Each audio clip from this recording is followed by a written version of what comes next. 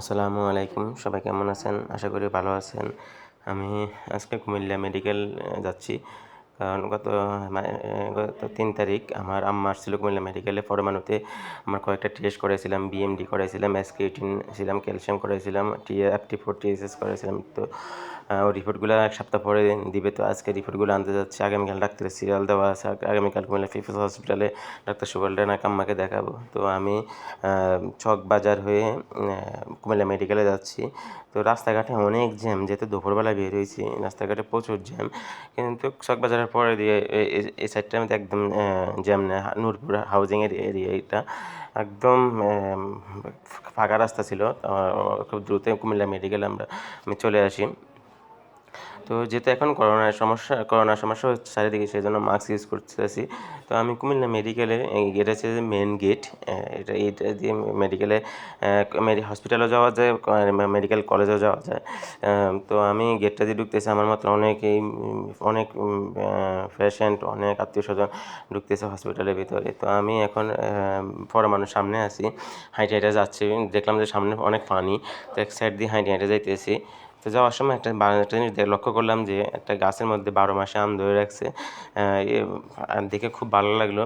তো আমি ওটা মোবাইলে ধারণ করে আমি সাথে সাথে রিলের মাধ্যমে ফেসবুকে আপলোড দিয়েছিলাম যে আমার খুব ভালো লাগছে যে দৃশ্যটা দেখে, যে আম গাছে আম ধরে রয়েছে। এটা হচ্ছে যে পরমাণু ইনম্যাস কুমিল্লা।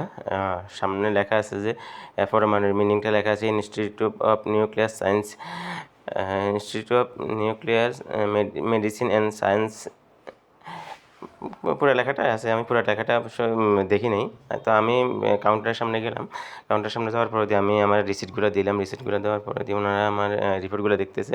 রিপোর্টগুলো যেহেতু 4-5টা রিপোর্ট, ওনারা খুঁজে খুঁজে সবগুলো রিপোর্ট বার করতেছে। আর আমি বাইরে দাঁড়িয়ে রয়েছি, কাউন্টারের সামনে দাঁড়িয়ে রয়েছি। আমি ভিতর থেকে আমার রিপোর্টগুলো দেওয়ার পরে দিয়ে আমি রিপোর্টগুলো দেখতেছিলাম যে কীরকম, কারণ এত বছর আমার রিপোর্টগুলো নিয়ে রিপোর্ট আনা নেওয়ার মাধ্যমে আমি অনেক কিছু বুঝি যে রিপোর্টে কীরকম আসছে বা কীরকম আসে নাই।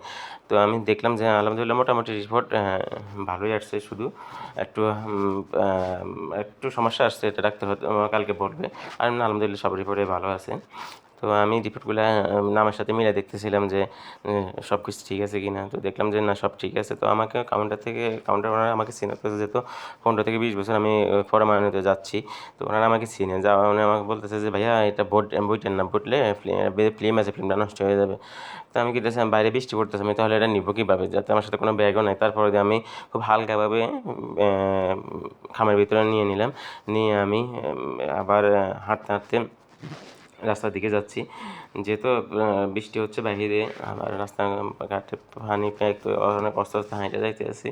তো আমি মেন গেটের কাছে চলে আসছি হাঁটতে হাঁটতে।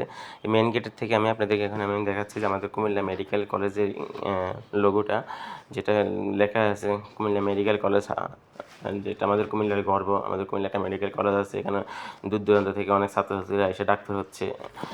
তো এটা আমাদের জন্য একটা গর্ব। এটা হচ্ছে কুমিল্লা মেডিকেল কলেজ।